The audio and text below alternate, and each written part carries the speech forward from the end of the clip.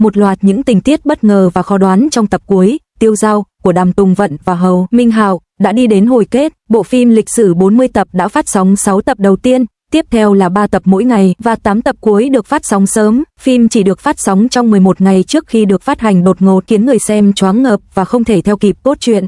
Mặc dù hầu như không có hoạt động quảng bá, phỏng vấn, sự kiện ngoại tuyến hay chủ đề thịnh hành nào, bộ phim vẫn đạt được xếp hạng S cộng trên Yunhe, vượt qua 8.000 lượt xem trên cả Iki và Youku, đứng đầu bảng xếp hạng Maoyan và WeChat và thu hút hơn 500 triệu lượt xem trên tất cả các nền tảng, đạt thị phần cao nhất là 15,3%.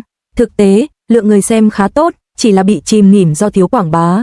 Sau đó, đúng lúc dữ liệu và hiệu ứng truyền miệng đang tăng vọt, thay vì quảng bá thêm, phim lại nhận được sự đón nhận lạnh nhạt và bị loại đột ngột do vượt quá thời hạn. Một bộ phim truyền hình 40 tập được sản xuất công phu, đạt thứ hạng cao trong tuần đầu tiên đã bị loại đột ngột vào ngày thứ 10, thậm chí chưa kịp công bố kết quả tuần thứ 2. Khán giả theo dõi bộ phim đã vô cùng tức giận khi biết tin phim bị loại quá nhanh và họ cảm thấy điều đó không công bằng với một tác phẩm hay như vậy. Phim truyền hình giả tưởng đang gặp khó khăn trên thị trường hiện nay và bộ phim này còn bị chỉ trích vì cốt truyện sáo rỗng ngay từ đầu. Tuy nhiên, những người theo dõi phim đã phát hiện ra rằng cốt truyện không hề sáo rỗng. Câu chuyện của Sao Serial Sao không chỉ giới hạn ở thể loại phiêu lưu giả tưởng, nó còn là một bộ phim bàn về bản chất và khát vọng của con người. Nó không phải là bối cảnh luân hồi thông thường mà là một câu chuyện tình yêu giống như giải Mobius. Bề ngoài, đó là một tình yêu định mệnh 3 kiếp, nhưng thực chất họ luôn là cùng một người trong vòng quay thời gian, gặp lại nhau ở những thời điểm khác nhau mà tình yêu của họ không hề phai nhạt. Chỉ đến sau này trong phim, khán giả mới nhận ra rằng toàn bộ cốt truyện ban đầu đều là điềm báo trước, và có lý do tại sao Hong Ye lại nhanh chóng yêu Serial đến vậy. Bởi vì Tiêu Dao chính là Ninh An, anh luôn yêu cùng một linh hồn, vì thế anh mới dịu dàng với cô. Tiêu Dao đã du hành ngược thời gian trăm năm để cứu Hong Ye. Cuộc gặp gỡ đầu tiên của họ thực chất là một cuộc hội ngộ. Tất cả những điểm báo trước hoa thược dược, mì tôm lươn, bánh mận đều hội tụ lại. Ta là Tiêu Dao và ta cũng là Ninh An, những gì ta từng ghen tị, phiền lòng và đố kỵ đều là chính bản thân ta. Hôm qua và hôm nay, điều tưởng chừng như là câu chuyện của Ninh An lại hóa ra là vòng xoáy đảo ngược khép kín của Tiêu Dao. Trăm năm chia cách, sinh tử, Tiêu Dao trở về với ký ức của Ninh An và linh hồn nguyên thủy của Hong Ye. Cuối cùng cô cũng hiểu được tất cả nỗi đau khổ của Hong Ye. Tiêu Dao đã trả lại linh hồn nguyên thủy của Hong Ye, và Hong Ye, vị ma vương cấp cao nhất cũng đã trở lại. Cảnh hồi phục linh hồn nguyên thủy đẹp đến nao lòng, chẳng phải giống như nụ hôn của Tiêu Dao đánh thức yêu vương đang ngủ say sao? Tiêu Dao và Hồng Diệp hơi giống như búp bê Nga lồng nhau. Tiêu Dao cuối cùng cũng lấy lại được ký ức của Ninh An, nhưng cả hai đều không có ký ức từ 10.000 năm trước. Vậy rốt cuộc, vỏ bọc cuối cùng là gì? Hóa ra 10.000 năm trước, Tiêu Dao là một cô gái rồng, trong khi Hồng Diệp trở thành người, về cơ bản là đảo ngược vai trò. Tình yêu 3 kiếp giữa Tiêu Dao và Hồng Diệp vô cùng mãnh liệt. Đã lâu lắm rồi tôi mới khóc khi xem phim giả tưởng, và những ký ức về đám cưới của Tiêu Dao và Hồng Diệp trong cung điện đã khiến tôi rơi nước mắt. Cảnh 100 năm sau, khi ba người hâm mộ cuồng nhiệt chiến đấu với người anh rể thực sự thật hài hước. Tiêu Dao có những người hâm mộ là em trai, anh trai và bạn trai của cô, trong khi anh rể của cô thì hiền lành và đẹp trai. Cuộc sống thường nhật ở thung lũng vạn yêu thật tuyệt vời. Càng xem tiếp, bạn sẽ thấy cốt truyện bất ngờ và độc đáo. Bộ phim này rất khác biệt, giống như một vòng xoắn ốc Mobius. Cả Tiêu Dao, do Đàm Tùng Vận thủ vai, và Hong Ye, do Hầu Minh Hạo thủ vai, đều từng là người hoặc yêu quái, và những xung đột về dục vọng của họ đan xen với một vòng luân hồi nghiệp báo. Hầu Minh Hạo điển trai, còn Đàm Tùng Vận thì đáng yêu. Vẻ quyến rũ kỳ lạ của Tiêu Dao tương phản mạnh mẽ với vẻ ngoài lạnh lùng nhưng trái tim ấm áp của Hong Ye, những hành động bảo vệ tưởng chừng mâu thuẫn của họ, mối liên kết 3 kiếp và những tương tác ngọt ngào xen lẫn cay đắng giữ cho sự ăn ý giữa hai diễn viên chính luôn mạnh mẽ xuyên suốt bộ phim. Trái tim thuần khiết, không bị vấy bẩn bởi dục vọng của Tiêu Dao trở thành chìa khóa để giải quyết hàng nghìn năm xung đột, nâng tầm bộ phim vượt ra khỏi một câu chuyện tình yêu đơn thuần, hướng đến chủ đề cốt lõi, tự do đích thực nằm ở sự thanh thản nội tâm. Những câu chuyện theo từng tập phim khắc họa cả sự chuộc tội của những người báo thù và sự hối tiếc của những người vô tội sa vào bóng tối do ám ảnh, phá vỡ khuôn mẫu trắng đen và mở rộng thể loại phim giả tưởng vượt ra ngoài phạm trù tiên nhân và anh hùng để khám phá sâu hơn bản chất con người. Sự kết hợp giữa Đàm Tùng Vận và Hầu Minh Hạo tạo nên điểm nhấn cảm xúc của bộ phim, trong khi vai diễn khách mời của Chao Lia Hinh trong vai tiên nhân mộng mơ tan vỡ là một điểm nhấn nổi bật. Hình tượng phản diện quyến rũ và diễn xuất mạnh mẽ của cô trở thành những khoảnh khắc đáng nhớ trong mỗi tập phim. Giá trị của Sao Tiêu Dao Sao nằm ở nỗ lực thoát khỏi những công thức thông thường.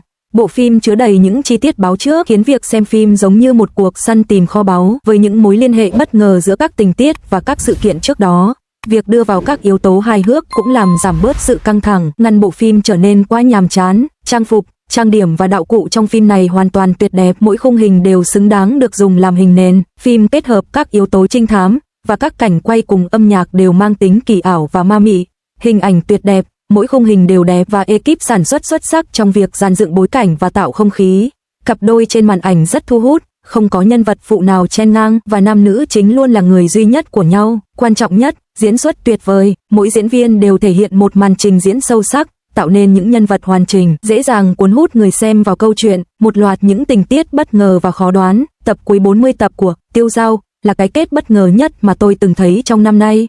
Với sự tham gia của Đàm Tùng Vận và Hầu Minh Hào, bộ phim truyền hình 40 tập Tiêu Dao được phát sóng 3 tập mỗi ngày trong 11 ngày liên tiếp, với 5 tập cuối được phát sóng sớm. Nhịp độ phim quá nhanh khiến người xem khó lòng theo kịp.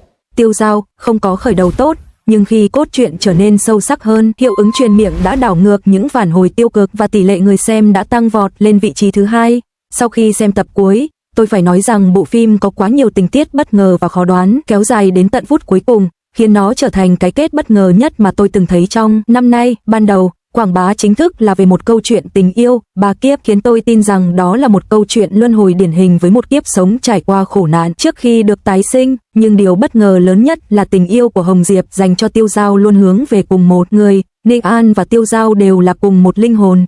Sự thật được hé lộ khi thung lũng vạn ma bước vào trận chiến cuối cùng và Hồng Diệp đã mất hết sức mạnh thần thông. Để giúp người yêu lấy lại sức mạnh thần thông, Tiêu Dao đã kích hoạt thuật đảo ngược thời gian để lấy lại tinh thể nước mắt của Hồng Diệp.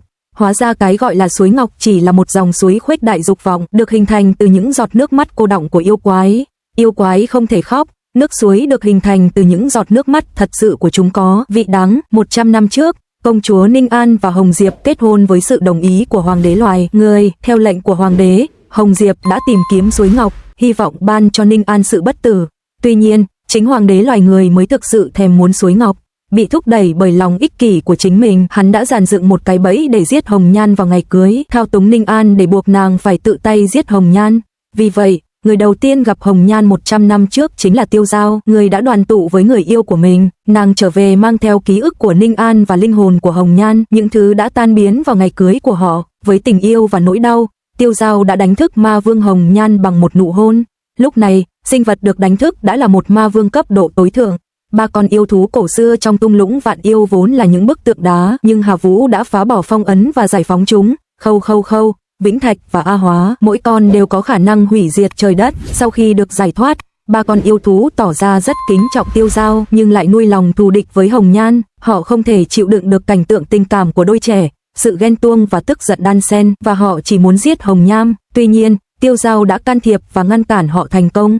3 con quỷ tuyên bố mâu thuẫn của họ với Hồng Nham bắt nguồn từ 10.000 năm trước, nhưng Hồng Nham và Tiêu Dao cảm thấy họ không có ký ức về thời gian đó. Tiêu Dao quyết định tổ chức một đám cưới, một phần để cắt đứt mối quan hệ với 3 con quỷ, một phần để bù đắp cho đám cưới dang dở trăm năm trước. Đám cưới diễn ra náo nhiệt, những con quỷ nhỏ chân thành ăn mừng, như thể đây là kết thúc, mọi thứ đều hoàn hảo và hạnh phúc. Tuy nhiên, sự oán hận của 3 con quỷ vẫn là một mối nguy hiểm tiềm tàng. Để loại bỏ nó, Tiêu Dao đã kích hoạt một phép thuật đảo ngược thời gian, quay trở lại 10.000 năm trước. Lần này, Tiêu Dao là Long Vương và Hồng Nham là một hoàng tử loài người. Loài người yếu đuối và bị tộc quỷ áp bức. Lúc này, Hồng Diệp vẫn vừa kính trọng vừa sợ Tiêu Dao, và chỉ có sự chân thành mới có thể lay động được hắn. Những món ăn lạc lôi đại lý, mì tôm lươn và bánh mai đều là điềm báo, là những ký ức từ kiếp trước của họ. Món mì tôm lươn đặc biệt quan trọng, nó được Long Vương và loài người cùng sáng tạo, được truyền lại ở Ninh An, và cuối cùng được Tiêu Dao ưa chuộng. Tiêu Dao du hành ngược thời gian, trở thành Long Vương. Lòng tốt của cô đối với Hồng Diệp đã gây ra một phản ứng dây chuyền. 3 đại ma vương, Khương Khâu, Đình Thạch và Áo Hồn, ghen tị với sự yêu ái của Long Vương dành cho một con người yếu đuối không có sức mạnh linh lực. Đặc biệt, Áo Hồn đã tra tấn Hồng Diệp không thương tiếc khi thấy chiếc vòng tay hắn tặng Tiêu Dao trong tay, thậm chí còn tàn sát người để Hồng Diệp chứng kiến. Bạn của Tiêu Dao, Long Chí, cũng cảm thấy rằng ma quỷ không nên đối xử tốt với con người như vậy. Cô ta giả dạng thành một thành viên của bộ tộc Aohun và giết cha của Hong Ye, khơi lại cuộc xung đột giữa người và yêu quái. Hong Ye, sau khi mất cha và chứng kiến số phận bi thảm của nhân loại, bị thôi thúc bởi lòng thù hận mãnh liệt, anh ta giành được quyền lực bằng những cách khác, thu thập 8 bảo vật yêu quái và chiếm được ngọc suối. Anh ta cũng tìm cách dẫn dắt nhân loại đến sự bất tử. Cuối cùng, Anh ta thao túng Tiêu Dao, xúi dục con người giả dạng thành bộ tộc Aohun để tàn sát các yêu quái khác, gây ra mâu thuẫn nội bộ giữa họ. Anh ta cũng tung tin đồn thất thiệt, ra lệnh cho Tang Cheongchi và Aohun mang bảo vật của họ đến đám cưới. Anh ta còn lừa Long Yêu, hứa sẽ dùng bảo vật của bộ tộc Thanh Long để làm vương miện Phượng Hoàng cho Tiêu Dao. Long Yêu ngây thơ đã tin vào điều đó. Long Chư thất bại trong kiếp nạn và trên bờ vực cái chết đã tiết lộ hành động giả dạng Aohun và tàn sát con người của mình. Đám cưới được tổ chức ở sa mạc. Khi Tiêu Dao đến nơi, Hong Ye đã phong ấn 3 con yêu quái. Đau lòng, Tiêu Dao đập vỡ gương Côn Luân và giết chết Hong Ye. Tiêu Dao cảm nhận được mình đang trở lại 10.000 năm sau. Cô giao phó Hong Ye và tộc yêu cho Long Yêu. 5.000 năm trôi qua, Hong Ye tái sinh thành yêu quái. Trở lại tương lai, Tiêu Dao giải quyết xong mâu thuẫn với 3 con yêu quái và chia nhau đi tìm 4 mảnh vỡ còn lại của gương Côn Luân, sinh, lão, bệnh, tử. Tuy nhiên, Pian Pian và Bang Chu đã sa ngã, chúng giết chết 3 con yêu quái, và Bang Chu hấp thụ linh lực của chúng, tấn công tung lũng vạn yêu. May mắn thay, Hong Ye và Tiêu Dao đã đánh bại được chúng. Người theo Hong Ye là một yêu quái mèo có 2 linh hồn trong một thể xác. Xiao Mu bị giết, chỉ còn lại Xiao Minh trong cơ thể cô ta. Pian Pian bị đánh bại, và lợi dụng cơ hội này, em gái của Bang Chu, Tane, đã hồi sinh bằng thân thể của mình, đánh thức Bang Chu và đưa anh ta đi. Cuối cùng, những mảnh vỡ Côn Luân bị đánh cắp đã được trả lại. Để loại bỏ những mối đe dọa trong tương lai, Hong Ye đã hy sinh bản thân để phong ấn gương Côn Luân trong cơ thể mình, nhưng đã lấy lại được ký ức trước khi biến mất. Vì người yêu dấu mà cô nhớ nhung ngày đêm, Tiêu Dao đã tìm kiếm giải pháp trong các văn bản cổ, nhưng thay vào đó lại kích hoạt một thuật đảo ngược thời gian, đưa cô trở về quá khứ. Họ mỉm cười với nhau trong nước mắt. Trong cảnh cuối cùng, mọi thứ bắt đầu lại, mọi thứ chỉ mới bắt đầu. Khởi đầu là kết thúc, và kết thúc là khởi đầu. Hóa ra nơi cô trở về chính là túp lều tranh trong thung lũng vạn quỷ ở tập thứ 2. Chiếc nệm và rèm cửa do Hong Ye chuẩn bị không phải là ngẫu nhiên. Chúng tượng trưng cho việc Hong Ye chờ đợi Tiêu Dao. Hong Ye cũng trải qua vô số lần du hành thời gian, một mình bảo vệ ký ức, chờ đợi người yêu thương mình, luôn luôn chờ đợi cô ấy. Và lần này, anh thực sự đã chờ đợi. Hóa ra 3 kiếp sống của họ là một vòng xoắn Mobius, một vòng tuần hoàn. Khởi đầu và kết thúc câu chuyện đều ở cùng một nơi, cuối cùng tạo thành một vòng khép kín hoàn chỉnh. Đây không phải là một câu chuyện tình yêu đơn phương, sáo rỗng, mà luôn là cùng một người từ đầu đến cuối. Từ góc nhìn của Hong Ye, đó là một cuộc đếm ngược đến khi họ gặp nhau. Từ góc nhìn của Tiêu Dao, đó là một mối tình bình thường. Họ vẫn ở bên nhau qua vòng tuần hoàn của thời gian. Tình yêu của họ không hề phai nhạt dù đã nhiều lần bỏ lỡ nhau.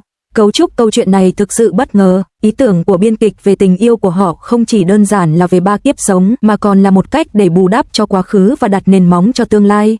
Điều này khiến tình yêu của họ càng thêm gắn bó và khó quên. Quá khứ đã cứu vãn hiện tại, và tương lai đã chuộc lại quá khứ. Bạn nghĩ sao về cái kết này? Bạn đã xem hết cả 40 tập chưa? Hãy để lại bình luận bên dưới nhé, và cảm ơn sự ủng hộ của bạn.